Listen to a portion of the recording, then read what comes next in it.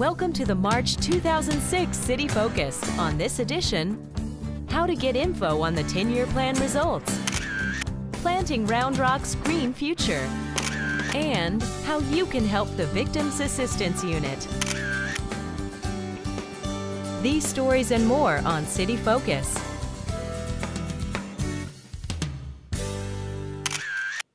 Last fall, we did a lot of talking about the city's 10-year operational plan.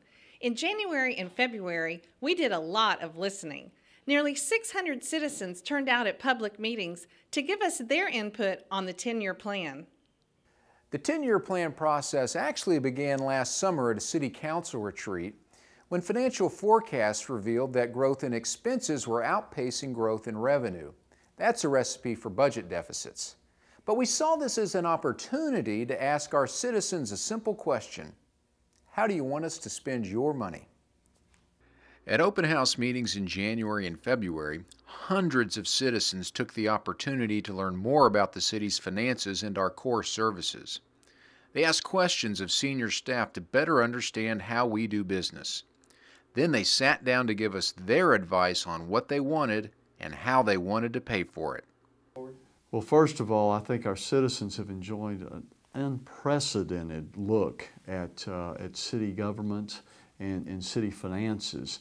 I think we've engaged the public like no other city ever has before. Generally speaking, the citizens who participated in the meetings are pleased with the services they receive from the city. There were also some surprises. A lot of our citizens who participated said they wouldn't mind spending more money to get increased services, and how little of our participants said that they would advocate us to cut spending. So that was really eye-opening for us. The results of this input were presented to the City Council in late February. The Council, over the spring and summer, will use that input when making policy and spending decisions for next year's budget and beyond. I think what we're coming away with from this exercise, from what I've seen so far, and I think the rest of the Council will agree, is that a lot of the participants were very satisfied with the level of service that the city is providing them. And what also it showed us is they think the services that are being provided are a good value for the money being spent. To have a look at the complete results from our 10-year plan meetings, visit the city's website. To all who participated in the process, thanks for taking the time and making the commitment to make Round Rock government work for you.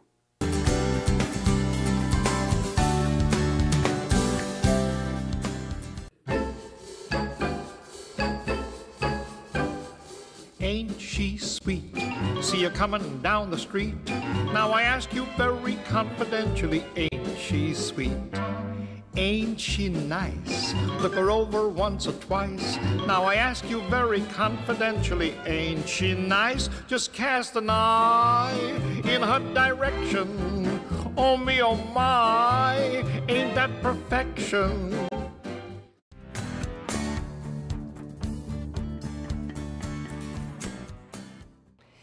Each day, someone becomes a victim, whether of crime, a car crash, or any number of circumstances that would require a response from our police department.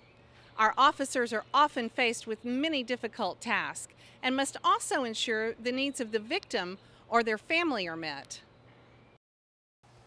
The tragedies of life leave many victims behind, and our police department strives to provide them with a network of support through the Victim Assistance Unit. We're part of the bigger picture. We provide crisis intervention, guide people through the legal system, and help the victim and survivor down the road to recovery. We do whatever we can to help the officers and help ease the trauma suffered by the victims of major crimes, accidents, and other tragedies. We offer classes for volunteers twice a year. Our next class will be starting in the beginning of April. We want volunteers that understand the importance of our job. We need compassionate and caring individuals who are willing to help their fellow human beings. It is a difficult but extremely rewarding volunteer opportunity.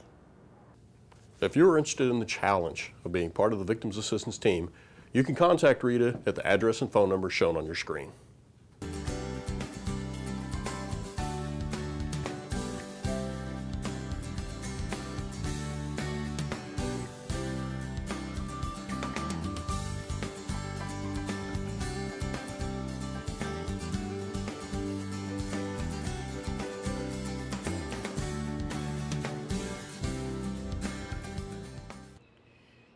Citizens of Round Rock love their parks, and it shows.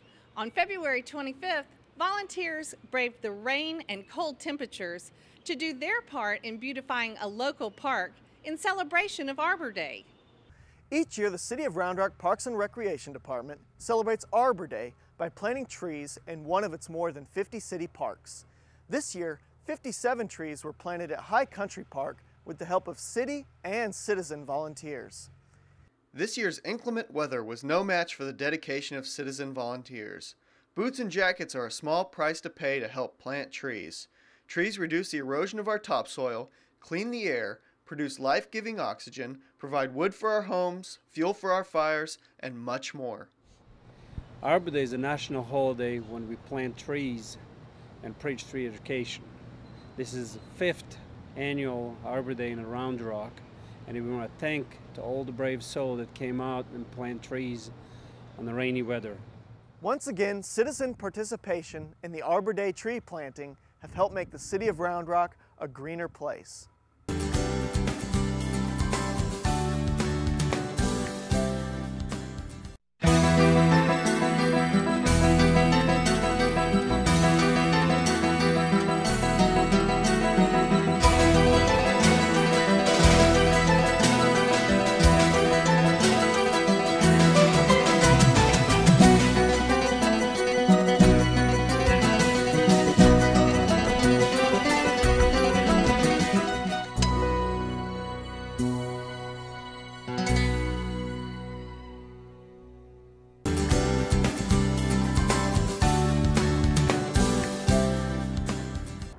Brushy Creek is one of Round Rock's natural landmarks. It's home, of course, to the city's namesake. It also provides a lovely backdrop to city parks and area trails. It also, unfortunately, creates a challenge to the city's street network. There are only 3 roads east of I-35 that cross Brushy Creek, and one of those is the low water crossing at Memorial Park. That's why the $11.7 million A.W. Grimes Boulevard project is so vital to improving mobility on the east side of town. When completed, it will feature 6 lanes of traffic connecting State Highway 45 on the south to Highway 79 on the north. The south end of the project connects with Pflugerville Loop, while the north end will connect with FM 1460, which runs to Georgetown. A major milestone was passed earlier this month when the Round Rock City Council approved an agreement with Union Pacific Railroad. The significance of the A.W. Grimes permit will allow the city to complete A.W. Grimes Boulevard under the Union Pacific Railroad located at Brushy Creek. Securing the permit has been a time-consuming process for city and Union Pacific officials. It was the last piece of the puzzle for the long-awaited A.W. Grimes project, which is now scheduled for completion in November or December of this year. But we think the wait's going to be well worth it. We'll have another creek crossing east of the interstate to keep traffic moving in the busy part of town.